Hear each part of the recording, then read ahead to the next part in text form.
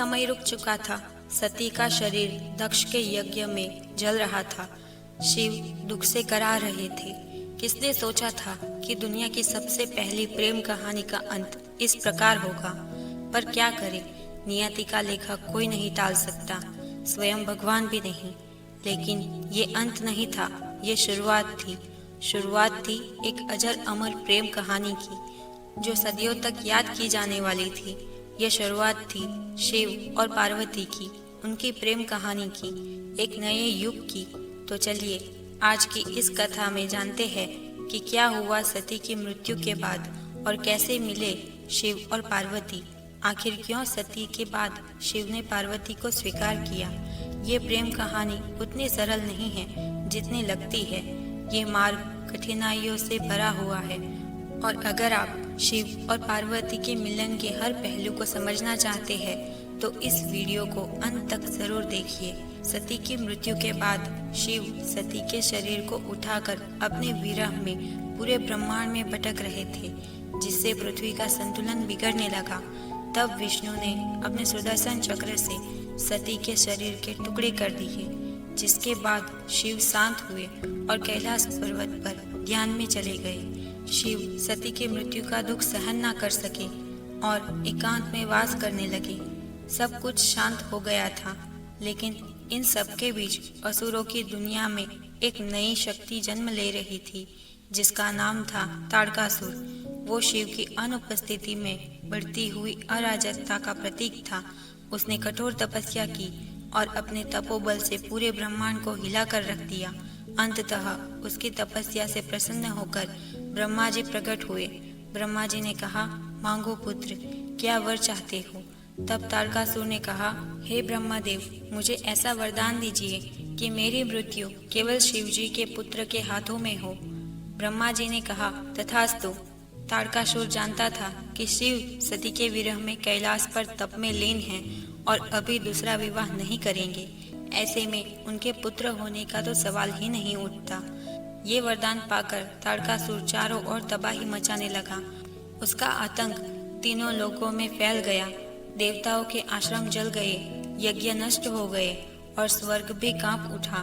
अब सभी देवता इंद्र सहित ब्रह्मा जी के पास पहुँचे और बोले, हे ब्रह्मदेव, यदि शिव न जागे तो सृष्टि नष्ट हो जाएगी। ब्रह्मा जी ने शांत और दुखी स्वर में कहा, उसकी मृत्यु शिव जी के पुत्र के द्वारा ही संभव है, और ये तभी हो सकता है जब शक्ति पुनः जन्म ले। तब देवताओं ने सोचा, शक्ति का पुनर्जन्म होना ही होगा, क्योंकि शिव और शक्ति के मिलन के बिना न सृष्टि चल सकती है, न संतुलन बन सकता है। यहीं से शुरू होती है असली कहानी, शिव और पार्वती के मिलन की कहानी। तो चलिए अब जानते हैं कि क्या हुआ जब शिव जी उनके सामने गए और कुछ ऐसा पूछा जिसने पार्वती को भी चकित कर दिया। लेकिन उससे पहले अगर आपको वीडियो अच्छी लग रही है तो इसे लाइक करके कमेंट में हर हर महादेव जरूर लिखें। श्रृंगी तीर्थ की गहरी घाटियों में जहां पार्वती अब भी तप में लीन थी, वहां शिव अब जाग चुके थे। पर क्या वे पार्वती को तुरंत स्वीकार करेंगे? क्योंकि सती के जाने के बाद शिव जी दोबारा विवाह नहीं करना चाहते थे, परंतु देवताओं की विनती पर वे एक बार के लिए सोच में पड़ गए और उन्होंने पार्वती की परीक्षा लेने की सोची। वो एक साधु के रूप में माता पार्वती के पास गए और कहा, माँ, कुछ भिक्षा मिलेगी? पार्वती ने अपनी आंखें खोली और करुणा भरे स्वर में कहा, मुनिवर, जो भी मेरे पास है वो आपका ही है। साधु ने मुस्कुराते हुए कहा, सुना है तुम तप कर रही हो, किसी ओघड़ योगी के लिए? पार्वती ने शांत स्वर में उत्तर दिया, हाँ, वही मेरे आराध्य है, वही मेरे जीवन का उद्देश्य। साधु हंस पड़े और कहा, अरे कन्या, तुम इतनी सुंदर, इतनी शालीन और उस योगी के लिए तप कर रही हो जो श्मशान में रहता है, जो भस्म रमाता है, जो सांपों को गले में डालता है, जो धन, वैभव और सुख से दूर भागता है। वो तुम्हारे योग्य नहीं। तुम किसी राजकुमार के योग्य हो, किसी देव के योग्य हो, ना कि उस त्यागी के। क्षण भर को वायु थम गई। पार्वती की आंखें बंद थी, पर चेहरा गंभीर हो गया। उन्होंने धीरे से उत्तर दिया, मुनिवर, आप उस ओगल को नहीं जानते। वो मृत्यु से परे है, वो सृष्टि का आरंभ है। वो भस्म रमाता है क्योंकि वह अहंकार को जलाकर शुद्ध करता है। वो श्मशान में रहता है क्योंकि उसे जीवन और मृत्यु का भय नहीं। वही योगी, वही त्यागी मेरा सर्वस्व है। संसार उसे त्यागा हुआ कहता है, पर मैं उसे सृष्टि का धड़कता हृदय मानती हूँ। मुनिवर हंस पड़े और कहा कि अगर उसने तुम्हें स्वीकार नहीं किया तो? पार्वती की आंखों से आंसू बहने लगे, पर उनकी आवाज में और भी गंभीरता थी। पार्वती ने गंभीरता से शांत स्वर में कहा, प्रेम में स्वीकृति या अस्वीकृति नहीं होती, केवल समर्पण होता है। मैं उन्हें पाने के लिए नहीं, उन्हें महसूस करने के लिए जन्मी हूँ। यदि मेरा प्रेम सच्चा है तो उन्हें जागना ही होगा, क्योंकि शिव भी बिना शक्ति के अधूरे हैं। साधु उनकी ये बातें सुनकर मौन रह गया और उन्हें एहसास हुआ कि यही सती का पुनर्जन्म है। जिसके बाद वे अपने असली रूप में आए और मुस्कुराते हुए कहा, देवी तुम्हारा प्रेम और भक्ति असली है। तुमने मुझे पाने की नहीं, समझने की साधना की है। मैं तुम्हें अपनी अर्धांगिनी के रूप में स्वीकार करता हूँ। पार्वती की आंखों में आंसू थे और चेहरे पर मुस्कान। उन्होंने हाथ जोड़कर शिवजी को प्रणाम किया। हजारों सालों बाद आज फिर वह पल आया था जब ब्रह्मांड शिव के प्रेम का साक्षी बन गया था। लेकिन अब भी इस कहानी का आखिरी पड़ाव बाकी है, और वह है शिव और पार्वती का विवाह। श्रृंगी तीर्थ की ये कहानी अब पूरे ब्रह्मांड में फैल चुकी थी। हर लोक में ये चर्चा थी कि हिमवन की पुत्री पार्वती ने अपने तप से स्वयं महादेव को प्रसन्न कर लिया है। देवता प्रसन्न थे और दिशाएं भी गूंज रही थी कि शक्ति फिर से शिव के पास लौट आई है। जब ये समाचार हिमालय पहुंचा तो वहां उत्सव जैसा माहौल था, पर इस आनंद के बीच एक चेहरा चिंतित था, राजा हिमवान का। रानी मैना बोली, स्वामी, हमारी बेटी को वो प्राप्त हुआ जिसे पाने के लिए वो कई वर्षों से तप कर रही थी, तो अब तो सब कुछ शुभ ही होगा। हिमवन ने गहरी सांस ली। उनकी आंखों में चिंता थी। मैना, मैं प्रसन्न हूँ, पर मन में एक भय भी है।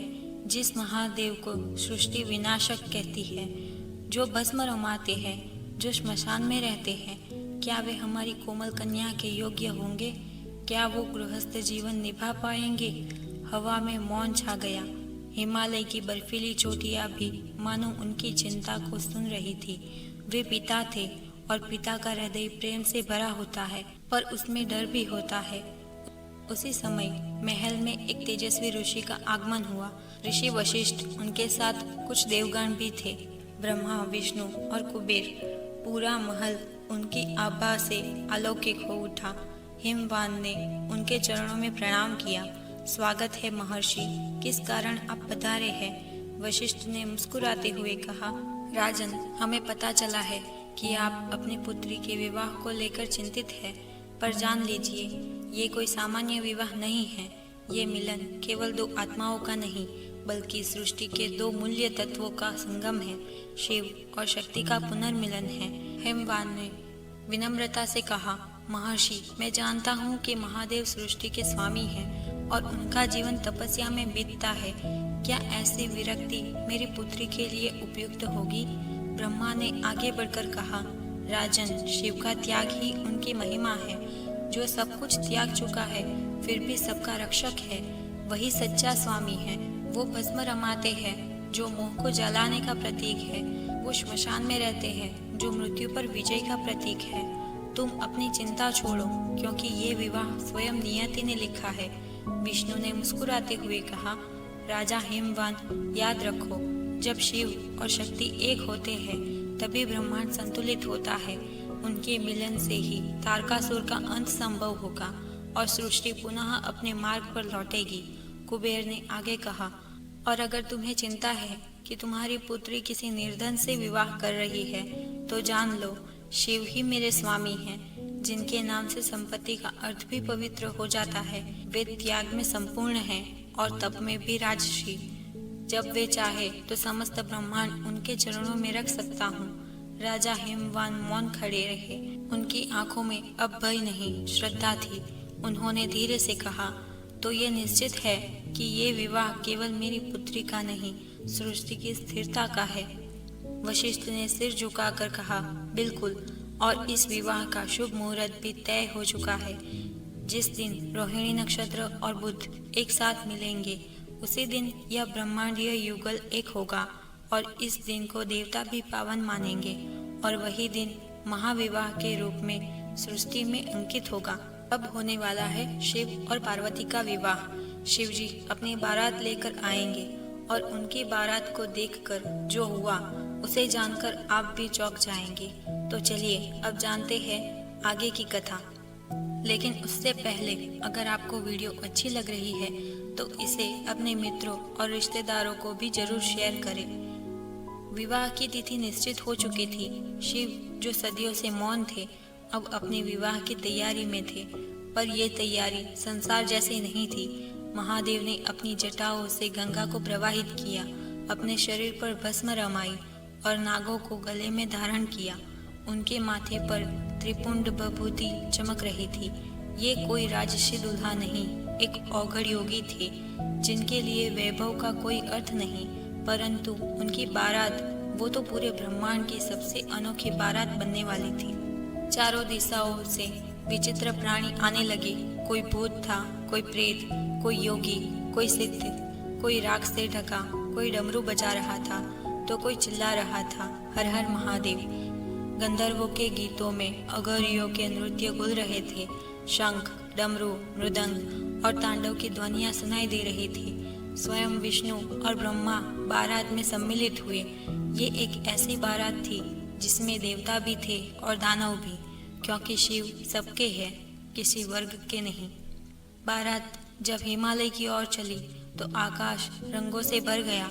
पुष्पों की वर्षा हो रही थी, पर्वत झूम रहे थे और चारों ओर केवल एक ही नाम, बोलो बम बम भोले। लेकिन जैसे ही ये अनोखी बारात हिमवन की महल की समीप पहुंची, वहां का दृश्य कुछ और था। महल में मंगल गीत गूंज रहे थे, स्त्रियां आरती की थालियां सजाकर खड़ी थी, पर जब उन्होंने शिव की बारात देखी, उनके चेहरों से रंग उड़ गए। भस्म रमाए, भूत कंकालों की माला पहने, प्रेत और विचित्र रूपों वाले योगी, ये दृश्य भयावह था। मैना देवी का चेहरा पीला पड़ गया। उन्होंने घबरा कर कहा, स्वामी हिमवान, ये कैसी बारात है? क्या यही वो वर है जिसके लिए हमारी पुत्री ने तप किया? रानी मैना की आंखों में भय था। उन्हें लगा कि कोई विवाह नहीं, कोई प्रलय आने वाला है। मैं अपनी बेटी को ऐसे वर के हाथों नहीं सौंप सकती। ये तो देव नहीं, मृत्यु का रूप है। पार्वती के चेहरे पर शांत मुस्कान थी।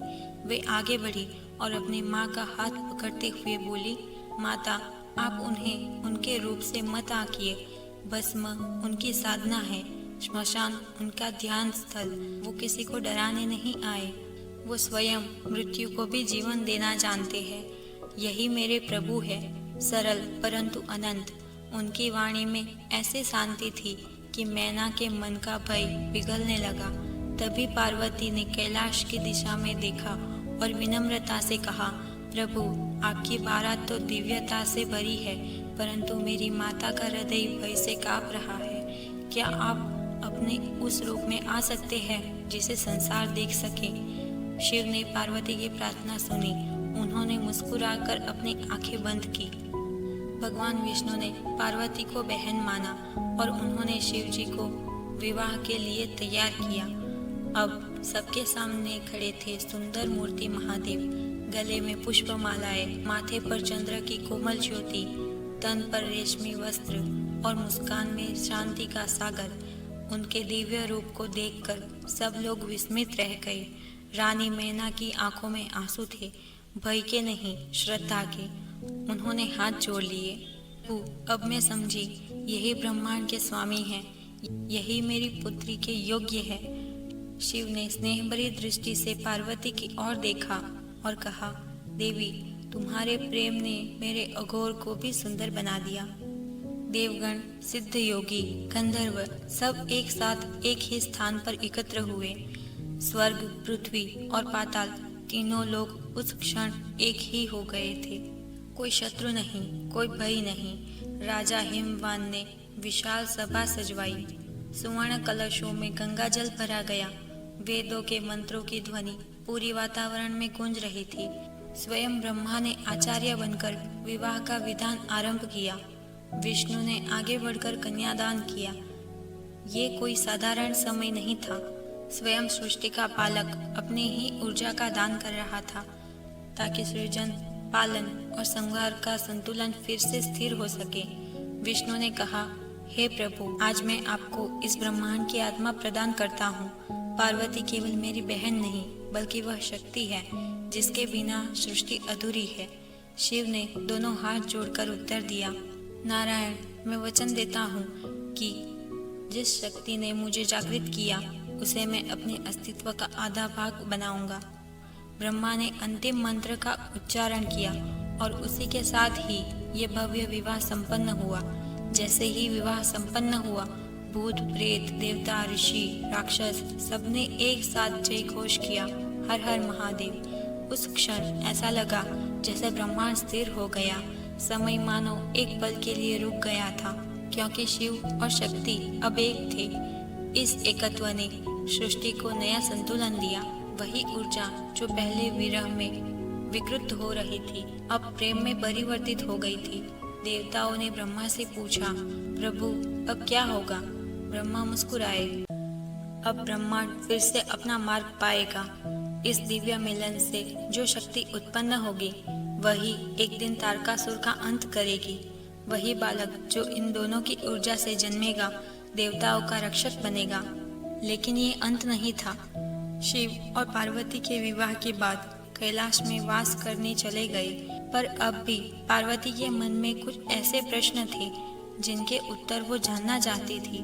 उस समय पार्वती ने जो शिव से पूछा, वो प्रश्न केवल प्रश्न नहीं थे बल्कि आज के समय के लिए बताई गई बातें थी। तो चलिए अब जानते हैं शिव और पार्वती के बीच हुए उन संवादों को जिसे हर हिंदू को जरूर जानना चाहिए। शिव और पार्वती का दिव्य विवाह संपन्न हो चुका था। हिमालय के शिखर अब मौन थे, मानो स्वयं प्रकृति ध्यान में चली गई हो। विवाह के उत्सव के बाद जब सब लोग अपनी अपनी दिशा लौट गए, तब कैलाश पर्वत फिर से शांत हो गया। वही श्वेत बर्फ, वही ठंडी हवाएं, पर अब उसमें एक नई आभा थी, क्योंकि अब उस पर्वत पर विराजमान थे शिव और शक्ति एक साथ, सृष्टि के दो शाश्वत पक्ष जो अब एक दूसरे में विलीन हो चुके थे। रात्रि का समय था। चंद्रमा अपनी कोमल रोशनी से कैलाश की चोटियों को नहला रहा था। पार्वती शिव के समीप बैठी थी। कुछ क्षण मौन रहा, वो मौन जो शब्दों से भी गहरा था। फिर पार्वती ने धीरे से पूछा, प्रभु, ये सब जो हुआ, मेरा जन्म, मेरी तपस्या, हमारा मिलन, क्या ये सब नियति थी या आपने ही इसे रचा? शिव मुस्कुराए। उनकी आंखों में वो करुणा थी जो केवल सृष्टिकर्ता में होती है। उन्होंने कहा, देवी, सृष्टि में कुछ भी आकस्मिक नहीं होता। जो बीज ब्रह्मांड में बोया जाता है वो समय आने पर फलता ही है। सती का देह त्याग, तुम्हारा पुनर्जन्म, तुम्हारी तपस्या, ये सब पूर्व नियोजित था। मेरी नहीं, हमारी लीला थी, क्योंकि शक्ति के बिना शिव निस्तेज है और शिव के बिना शक्ति दिशाहीन। पार्वती ने विस्मय से देखा, तो क्या ये सब ब्रह्मांड की योजना थी? शिव बोले, हाँ, क्योंकि सृष्टि का चक्र तभी चलता है जब प्रेम और ज्ञान साथ हो। तुम प्रेम की ज्योति हो और मैं ज्ञान का शून्य। जब प्रेम ज्ञान से मिलता है तभी सृष्टि उत्पन्न होती है। यही रहस्य ब्रह्मांड का हृदय है। वो उठे और आकाश की ओर देखते हुए बोले, देखो देवी, ये तारे, ये ग्रह, ये तत्व सब एक ही ऊर्जा से बने हैं। जो शक्ति है, पर उन्हें संचालित करने वाला जो मौन है, वो शिव है। दोनों के बिना कोई अस्तित्व नहीं। जो इसे समझ लेता है वही मुक्त होता है। पार्वती ने विनम्रता से कहा, प्रभु, तो क्या यही कारण है कि आप मृत्यु में निवास करते हैं और मैं जीवन में? शिव ने धीरे से मुस्कुराते हुए उत्तर दिया, मैं ही शिव हूँ, मैं ही सत्य। दोस्तों, अगर कहानी अच्छी लगी हो तो हर हर महादेव कमेंट करना ना भूलें। धन्यवाद।